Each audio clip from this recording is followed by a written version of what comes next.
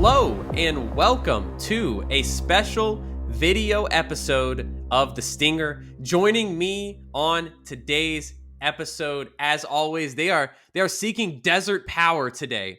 It's Trent, Neely, and Joseph Snead. How we doing, guys? Fear is the mind killer. That's what this is all about right here. Long live the fighters. We're very cryptic today. We're very locked in to everything Dune. Today, we are here to talk everything Dune, starting with 2021's Dune. Now you could call it Dune Part 1, directed by Denis Villeneuve. We're here to basically prime you on the upcoming sequel, Dune Part 2, that will be released in theaters later this week. And so, we hope to answer all your questions. Maybe you forgot some things that happened in the first installment of Dune. You forgot some of the very intricate politics of the world of Dune. We are here to bring you back your memory on those very sacred topics. So we all just rewatched 2021 Dune, and I feel like we've probably all got some updated thoughts on just this whole experiment of bringing this Frank Herbert classic to life. So Trent, I'm gonna start with you. What did you think? What did you think of Dune Part 1? Yeah, I mean, it was interesting. So I remember watching this. This movie came out during the pandemic, during the time when HBO Max was doing the same day release on their streamer as in theaters. So I did not see this movie in theaters, saw it at home, watched it, really liked it. And I was like, I kind of want to watch this again, but I knew there was a sequel coming. And I was like, I almost don't want to take this world for granted and build up my hype too much and get like too used to Arrakis and all these things. I kind of want to save it till close to when Dune 2 comes out. So literally, I had not until yesterday and then some of today rewatched this movie. And rewatching it, I'm just like, man, this movie is like better than I remembered. It's more impressive on a technical level than I remembered. I mean, just everything about this is kind of great. The performances, I don't think anybody, even the more smaller parts, is miscast here. Everybody knows exactly who they're supposed to be. Everything about this world is like gorgeous. It's this beautiful mix of, it feels like it's in the past and in the future at the same time, sort of very Star Wars-esque in that way.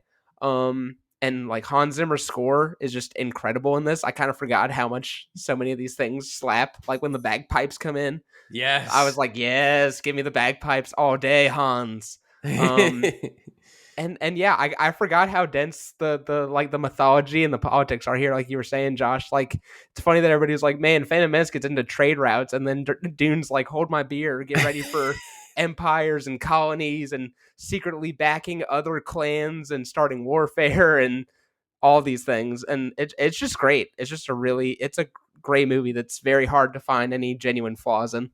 So I'm going to give Dune an A.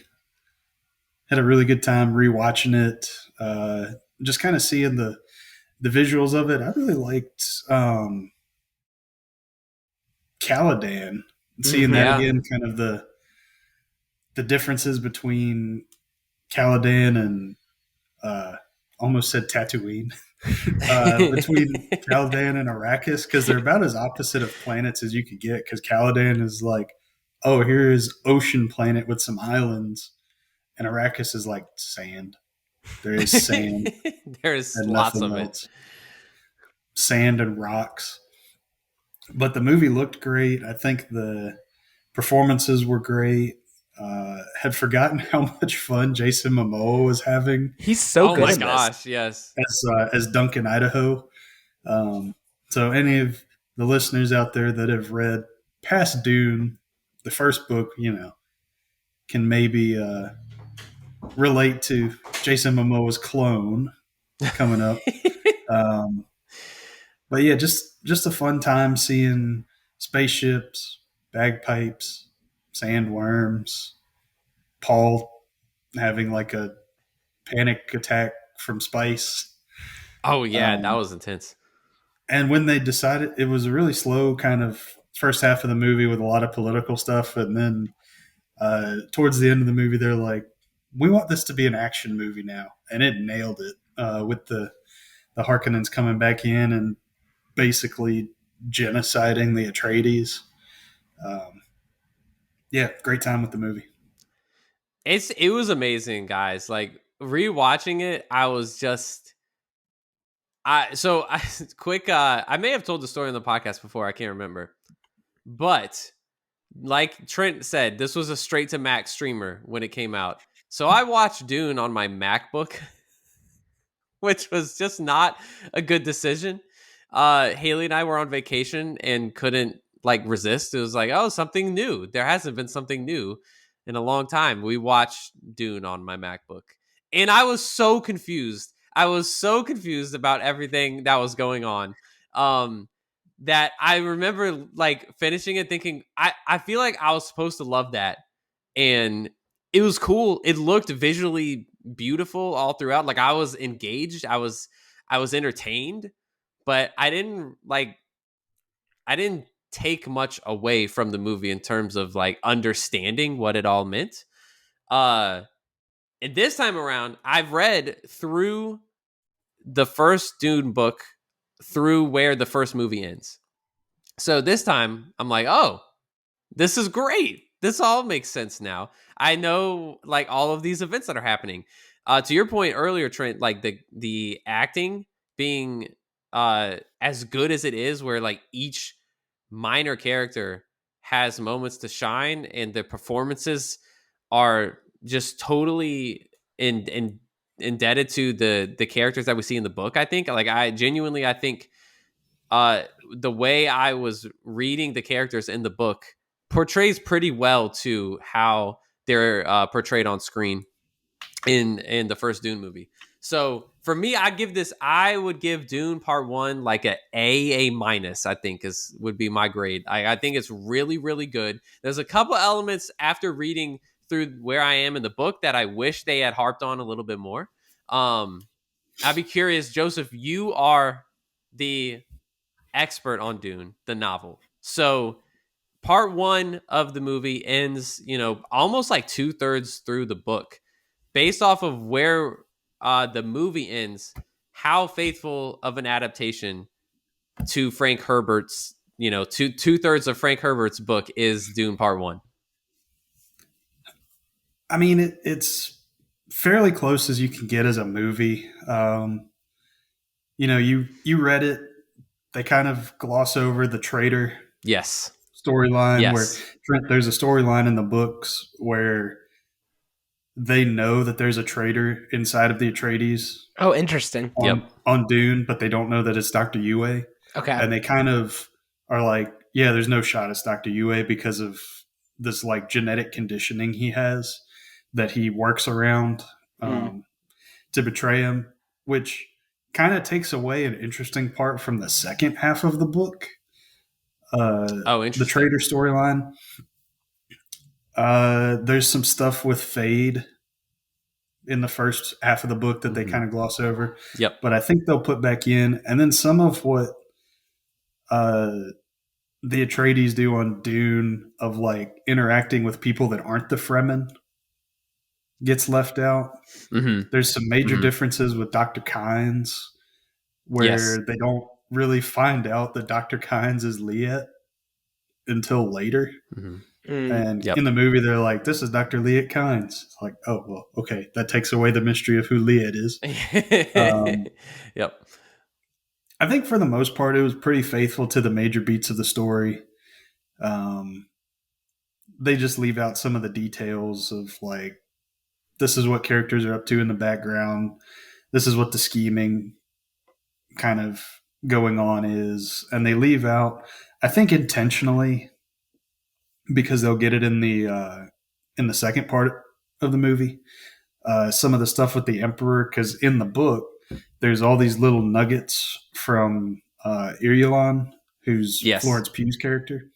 In the second one, she has all of these little nuggets throughout the book of like, this is what Muad'Dib did in this section, and this is what Paul Atreides did in this section.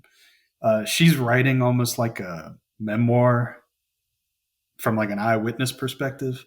And I think they'll get into that in the second one. But I mean, for the most part, it was fairly faithful book. Just they left out some major minor storylines. Yes. Not That's a not great big way enough of to be putting it. major. Not big enough to be a major storyline, but not like a little, okay, this thing happened and we don't care. So I agree with you. I think that's a good way of putting it. They do. I think the minor storylines they leave out do a really good job of fleshing out the story that I think the movie misses, if I'm going to be honest. And so that kind of leads me to my next question, which is, Trent, for you, having never read the book, Yeah. what was your experience watching the movie, and are there things that you felt like you didn't understand? Yeah, I mean, I feel like I didn't understand because the movie sets up that the Emperor forces what's the name of the I forget the name of the people who own Arrakis beforehand. The The Harkonnens? Harkonnen. Harkonnen. Thank you. Yep. So the movie says the Emperor forces the Harkonnens to leave, but then like the movie also says that like there's a Harkonnen dude in the wall and that there's other Harkonnens still around Arrakis or something. And I was like, so wait, were they forced to leave, or were only part of them forced to leave, or did some of them sneak around to stay? Like I didn't understand how much we were supposed to understand about who had left and how many, and like had people snuck in or something like that part made me confused. So that's really interesting because Josh, reading the book, like, the deal between the Emperor and the Harkonnens that goes Yes. down, and I think they really only mention it like one or two Once. times in the Yeah. movie in passing when like Baron Harkonnen is in like a sauna. Yes. And he's Yes. like, oh, we're going to do some stuff. And then you have the stuff on Jedi Prime? Seleucus Secundus with the starter car. Yes. Yep. Yeah, but, the thing with them leaving a couple of people behind is like the ungentlemanly warfare of it that the Harkonnens are doing, of like, we're here to sabotage the Atreides. Okay. And I think kind of what everyone thought was that the Harkonnens would come back and attack the Atreides to get Arrakis back anyway, but they were secretly backed by the Emperor. Right. Yeah, I understood the backed by the Emperor part. Okay, that's interesting. Okay. Because to be honest, I wasn't the first time. So I was curious like how well they communicated that, because to me that's a very big part of it. To me that ties in really well in the book with the traitor storyline with Dr. Yua that we're talking about, where there is this like ever since Atreides gets to Arrakis, there is this nagging suspicion of when is it going to happen? Like we know that we're not safe here. When is it going to happen? And so I was like, I'm curious, did that part of it relay over to you? Yeah, well, because like there's the great thing from Oscar Isaac at the beginning before they leave, where he says something to the effect of like, I know that this is sort of designed to fail, but I think that like the deal that we can make with the Fremen is worth pursuing. Mm-hmm. And like I can't tell if that makes him. This is another thing I couldn't tell if in the book it was different. And I'm like, I can't tell if it's meant to be he's like that idealistic, or if he's kind of a more like moron, or like somewhere in the middle of that. So he's like, so Leto rules differently than the Harkonnens in that he rules through basically like all of the Atreides people are like, yeah, we love this guy. We'll fight to the death for him. Yeah. Mm-hmm. And so he kind of sees that as, okay, so I'm safe from within. So he's a little bit naive from there. But his goals of making an alliance with the Fremen are actually pretty genius. Mm. Yeah.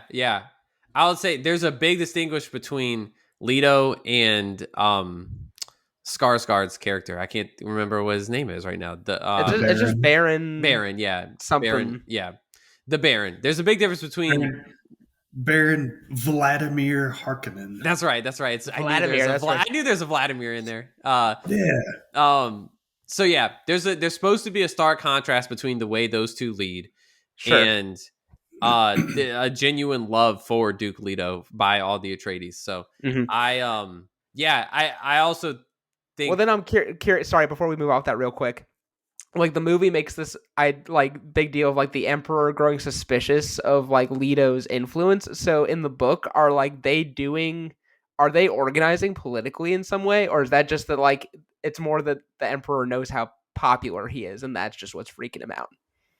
Yeah, so the Atreides are like a major name in their like government of the universe called the Landsrad, Mm-hmm. and they're really influential because Leto is really good at making connections with people. And so the Emperor starts feeling threatened by how powerful the Atreides are becoming in like the government, Okay. which is why he gets mad at them, or not even mad at them, because there's scenes in the book where he's like, "Man, I really wish I didn't have to do this." Yes, exactly. There's one scene in particular that like initial dinner that they have on Arrakis in the book, Joseph, that I was bummed it wasn't in the movie the second time rewatching it. I was like, oh, this is a good one. It really like underplays everybody's motives all at the same time. Um, Mm-hmm. I do feel like the movie missed that scene a little bit. Trent, were there other questions you had, whether you watched it the first time or upon rewatch? No, I mean it was mainly the Harkonnen thing, and then like what Leto's whole vibe. Those were like the two things that I was like, not that it didn't make sense the first or the second time. It was more just like this felt like stuff that may have gone deeper in the books, but I think you guys have already sort of hinted at stuff that like makes it make more sense. Um, yeah, no, the thing that was weird the first time, I think the second time I get it was like I didn't understand the Duke and Jessica's relationship. I was like, so are Oh they yeah, Yeah. spouses or are yeah, they is she like just a spiritual advisor who like happened to have kids with him? But like the movie, I forgot there is the part rewatching it where he's like, I should have married you. yes, So like yeah. Very so quick. so so yeah. But so that made a little more sense to me on rewatch. I was like, okay, so it's not official, but they definitely are like bonded and Hmm. have like a Yeah, they genuine care. Yes, he didn't marry her because of political reasons. He wanted to have a marriage spot open in case he had to do like a marriage alliance. Oh, like what Paul But proposes at the end, where he's like, "Can I just marry the emperor's daughter to make all this go away?" yes. yeah, Kind of pretty like much. that. Yeah, kind of like that. I like Yep. he kept a marriage spot open. He was saving cap space. It Yeah, was yeah. you know Yep. purely a strategical move.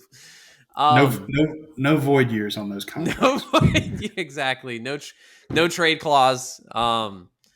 There there were so I'm curious what you both would say to this. This is I think as we head into part 2, it's important to know like where is this all heading. So if y'all Mm-hmm. had to say what if y'all had to name what the main purpose of Dune Part 1 in terms of story is, what would you say is the main purpose of that movie? I feel like the main purpose is like it's to set up the complicated political scheming that's Uh-huh. happening in the background of all of this, and that it's to make it clear to Paul that like his journey lies beyond being part of a royal bloodline. That it's this more Yeah. messianic or not messianic, Messiah type role. Hmm.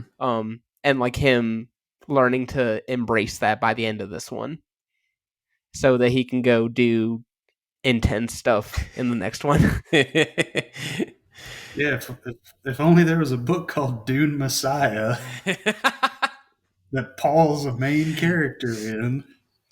Yeah, I mean, the first part is really setting the stage for the events of the second book because Yeah. you see in the first part this kind of conflict between the Atreides and Harkonnens come to a head. But remember, the Fremen also hate the Harkonnens, Yeah. and Duncan Idaho, who's like the best fighter in the universe, comes back and is like, "Yeah, one of these guys almost killed me," Yeah. and they're all like that. Yeah. So we could be in for some violence, I think, in Oh, the second movie. I'm Well, very well, sure of that. we get the in the first movie the vision Paul has of him doing like Yes. parkour and killing like 10 million dudes, and I'm like, this is awesome. I want more of this, and then I realized I was like, oh, this is all for part 2, isn't it? Yeah. Like, Yep. Yeah, I don't know Or how much. I don't know how much more of it you really want. Okay. Considering where the story goes, I think you guys are in for some twists and turns. So I haven't had things directly spoiled for me, but I've read and heard things about They, Paul that I'm like, yeah, like, I don't want to yeah, know. I don't want to yeah, know. yeah, I'm yeah, so they hinted at it in some of the visions he has in the first one, where he's like freaking out, like what is going on? It's like, oh, I know what's going on, buddy. And I think there's going to be some teases of that in the second one too. Mm-hmm. what I found, because I asked the question basically to set up like Paul is the driving force of that movie, and I think in more of a way than he is in the book. Like I was surprised that Paul didn't really become the main character of the book until like 100 pages in. I feel like it's a while before, like, so much of the book early on focuses on the Duke, um, and on the feuding houses. So I just feel like after rewatching part one the other day, it's really they were preparing us for whatever is about to come with Paul, because it is clearly centered on how is this character going to change the course of the universe when so many factions are looking to him Mm-hmm. to represent them. And I think that's really fascinating. So before we get to part two here in just a few short days, Joseph, as our Dune expert, what do you think we absolutely need to know before we get to part two?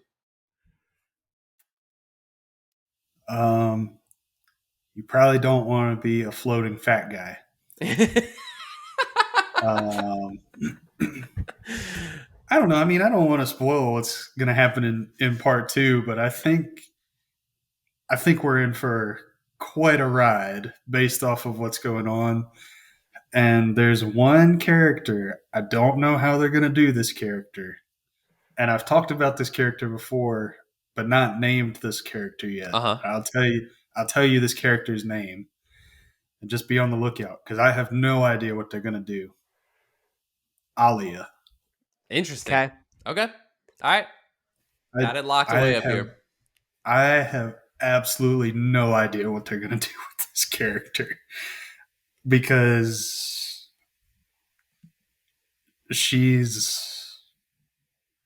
I don't really know how to describe her. I mean, I do, but not without spoiling it. Right. Okay, yeah, that's fair. Okay, we'll keep that in mind. In terms of tone, like part one it had a slower pace. It had some action, but it took a while to me, I feel like, for the action to take place, for the first like inciting event of the plot to take place in this movie. So what can we expect in part two? Should we be expecting more action in a quicker pace? Because that seems to be what like I see in the trailers. So, a meme for probably what the second half of this movie is going to be is if you took all of the Fremen and just had like a million Danny DeVito memes where he's like, anyway, I started blasting. Okay. Okay. That's pretty much what's going to happen in the second half of the movie. That's all you need to say. I got it. I'm down.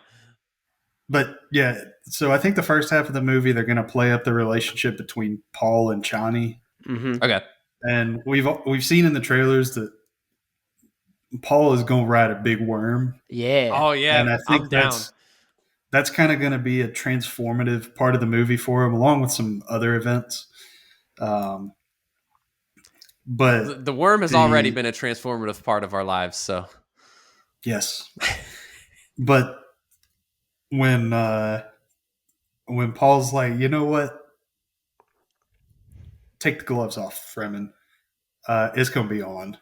okay, all right. I'm here for it. Here for it, 100%. Okay, so Yeah. we'll type of tone we're going to get is probably going to be part romance, part vengeance. Okay. Ooh, I like it. That's a good Yeah, combo. I like that.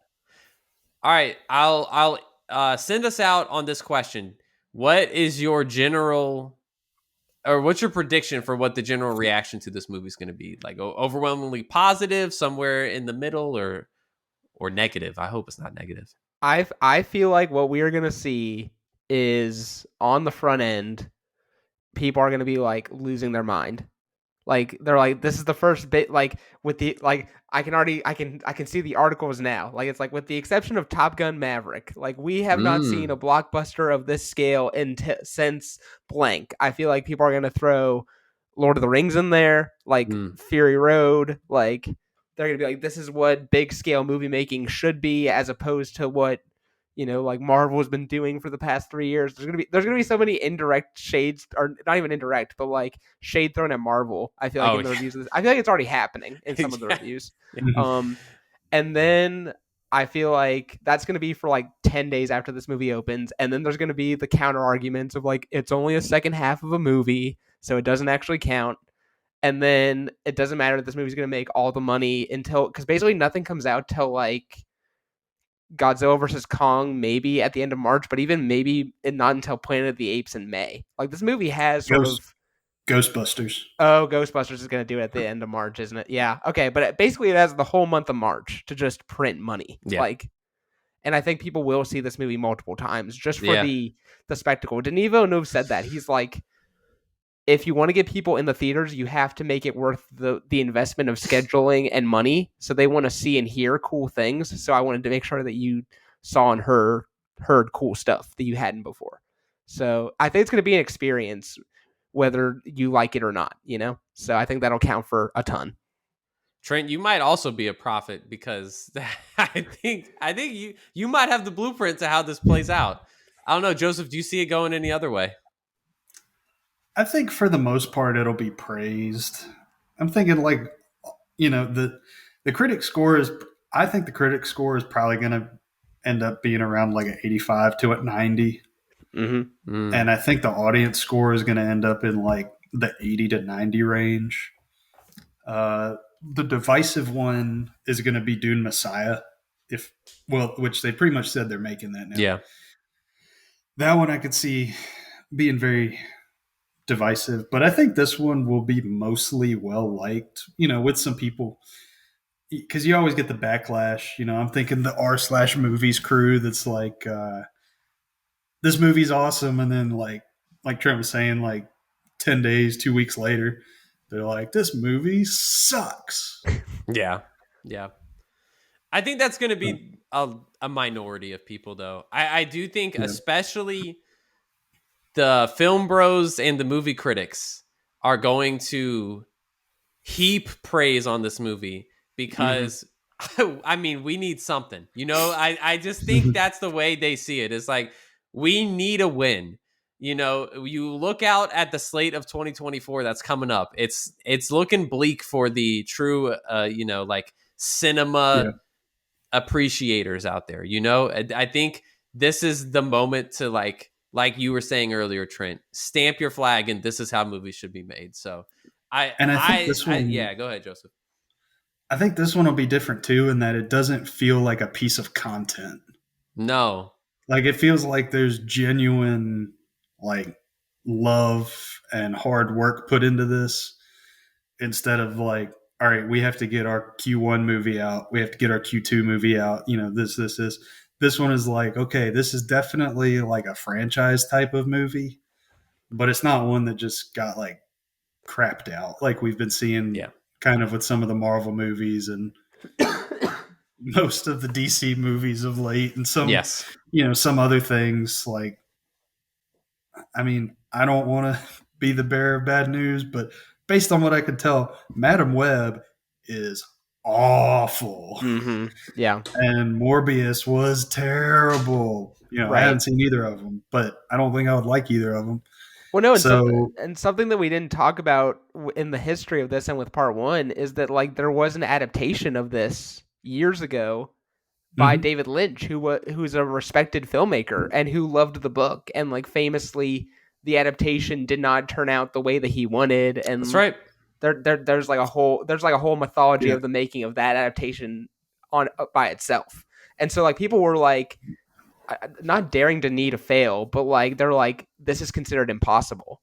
And so the fact that part 1 is good, I think somehow it makes the pressure for part 2 more, but also less somehow, paradoxically. Like, it's like you already did it. Yep. And so now that you did it with part 1, people are like really rooting for part 2 to be good so that they can say the whole thing worked, that he pulled off the impossible. And somehow, I mean, I know it's part 2 of a movie, but this movie on its own is still cheaper than Joker 2. That's hilarious. I can't believe that. That's so funny. Oh, what a world we live in. Well, guys, I am so excited. You'll be hearing from us in a week, and I really hope that we're all glowing and very happy to talk about Dune Part 2. Yeah. It'll be something. It's gonna be a time. It's gonna be time. A great time to go to the theater. So if it's been a while, it probably has been since you've been to the movie theaters, and you're listening now. This is your chance. Like, go to a packed movie theater this opening weekend and remember what it's like to experience a big blockbuster movie with a bunch of people. The last movie I saw in the movie theaters starred Timothée Chalamet. It was Wonka. Had a great time with that movie. It's been since Guardians 3 for me, since I've been to the theater. Wow. Yeah. Oh my gosh. That's a long time. That is. Yeah. Okay. Did you not see Across the Spider-Verse? Oh wait, no, Across was later. You're right. I apologize. So yeah. That would have been maybe it. Well, Trent, especially for you, man. I hope you love it. I hope it's great. Your return to the theater. And this is my first opening weekend. We've all talked about this. Like, I watch stuff now, sort of like the Tuesday after usually now. But this one, I'm like, nah. Can't risk the spoilers on the internet. Like, this is Friday evening for the first time in a while for me. So I'm excited. Oh, that's awesome. That's awesome. Yeah. Well, guys, it was a blast. I'm super excited, and thank you all for listening. As always, you will hear from us in a week to get our Dune Part 2 review. Thank you all, and we will be back.